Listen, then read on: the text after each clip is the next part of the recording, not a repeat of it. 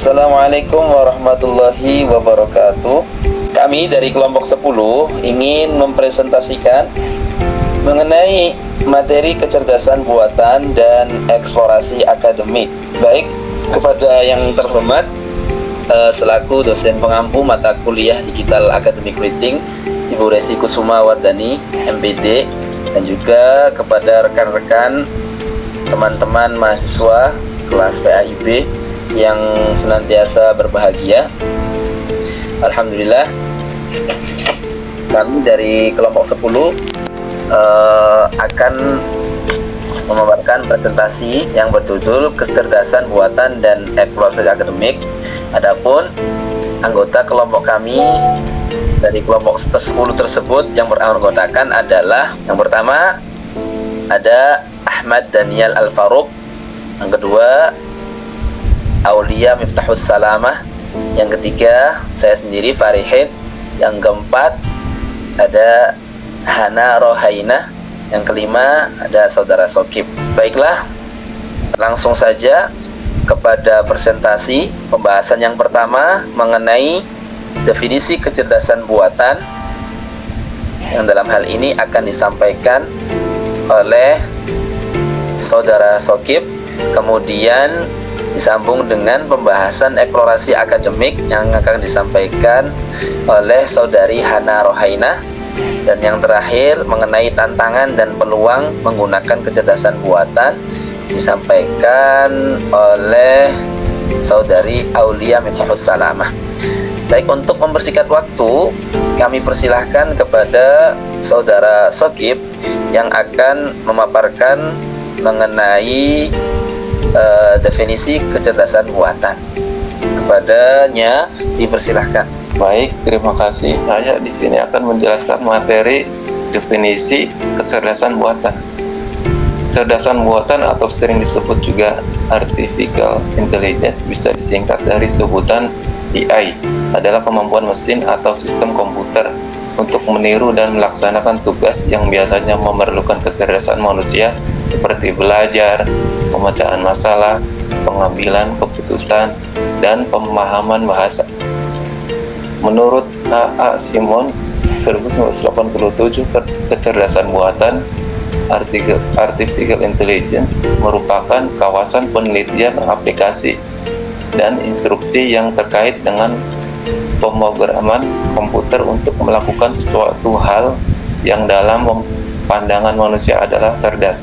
Sedangkan menurut Richard 1991, kecerdasan buatan AI merupakan sebuah studi tentang bagaimana membuat komputer melakukan hal-hal yang pada saat ini dapat dilakukan lebih baik oleh manusia. Dapat kita simpulkan bahwa kecerdasan buatan menyangkut studi proses berpikir manusia dan berhubungan dengan mempresentasikan proses berpikir tersebut melalui mesin.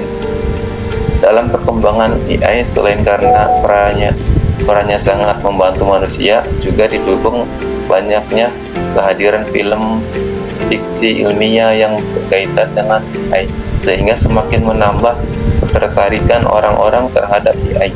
Perlu kamu ketahui juga, AI tidak selalu berupa asisten virtual seperti Jarvis pada film Iron Man atau selalu dalam bentuk robot. Namun AI lebih luas dari itu. AI bisa diterapkan dalam berbagai hal yang menekankan pada kecerdasan mesin yang bisa memberikan respon layaknya manusia. Kecerdasan kita adalah menjadikan kita manusia, dan AI adalah perpanjangan dari kualitas itu. Cukup sekian materi dari saya kembalikan kepada moderator. Terima kasih kepada saudara Sokib yang telah memaparkan definisi kecerdasan buatan.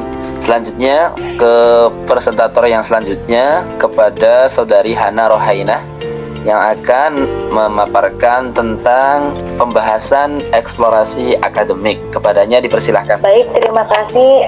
Di sini saya akan menjelaskan mengenai tentang pembahasan eksplorasi akademik. Eksplorasi adalah kegiatan mencari dan menggali pengetahuan mengenai suatu benda atau keadaan secara mendalam dengan tujuan memperoleh suatu pengetahuan yang baru. Eksplorasi yang dimaksudkan ialah penelitian, suatu proses kegiatan lapangan dalam melakukan pencarian untuk mendapatkan informasi dan pengumpulan data-data yang dilakukan dengan tujuan kepentingan penelitian. Akademik ialah kata akademik berasal dari bahasa Yunani yaitu akademos yang berarti sebuah taman di sebelah barat laut kota Athena. Kemudian kata akademos berubah menjadi akademik yang merujuk pada suatu tempat perguruan. Berdasarkan asal-usul tersebut, inti dari pengertian akademik ialah keadaan di mana individu dapat menyampaikan dan menerima gagasan, pemikiran, serta ilmu pengetahuan sekaligus mengujinya dengan cara yang jujur, leluasa, ataupun terbuka. Dengan demikian, pengertian akademik tidak hanya terbatas pada proses pendidikan saja, tetapi juga mencangkup kebebasan dalam berbagi dan menguji gagasan secara kritis dan objektif. Selanjutnya ialah mengenai tentang proses pembelajaran dalam kecerdasan buatan. Ada beberapa aspek yang perlu diperhatikan dalam proses pembelajaran peserta didik dalam menggunakan kecerdasan buatan. Yang pertama yaitu pemahaman dasar tentang kecerdasan buatan. Yang kedua yaitu pengembangan literasi digital dan etika AI. Yang ketiga pengenalan terhadap alat dan platform AI. Yang keempat yaitu pengembangan keterampilan problem solving dengan AI. Yang kelima yaitu pengalaman praktik dan eksperimen langsung. Selanjutnya yaitu penggunaan AI untuk pembelajaran yang dipersonalisasikan. Yang terakhir ialah evaluasi dan refleksi terhadap penggunaan AI. Mungkin cukup sekian saja penjelasan dari saya kembalikan kepada moderator. Baik, terima kasih kepada Saudari Hana Rohainah yang telah memaparkan tentang pembahasan eksplorasi akademik. Yang selanjutnya tentang pembahasan tantangan dan peluang menggunakan kecerdasan buatan, yang dalam hal ini akan disampaikan oleh Saudari Aulia Miftahus Salamah. Kepadanya dipersilahkan. Baik, terima kasih kepada moderator. Di sini saya akan menjelaskan mengenai tentang peluang integrasi AI dalam pembelajaran. Yang pertama yaitu personalisasi pembelajaran, yang dimana AI dapat menganalisis data siswa seperti kecepatan belajar dan gaya belajar untuk menyesuaikan materi pelajaran yang lebih cocok bagi masing-masing individu. Yang kedua yaitu aksesibilitas yang lebih luas, yang dimana AI dapat digunakan untuk menciptakan platform pembelajaran yang mudah diakses oleh siapa saja, di mana saja, tanpa terbatas pada lokasi fisik atau waktu. Kemudian yang ketiga yaitu meningkatkan efisiensi pengajaran.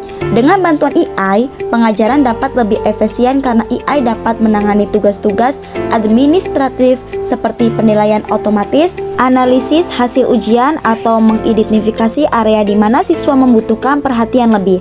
Kemudian yang keempat yaitu pembelajaran berbasis data, yang dimana AI dapat menganalisis data besar atau big data tentang bagaimana siswa belajar dan membuat prediksi terkait perkembangan akademik mereka.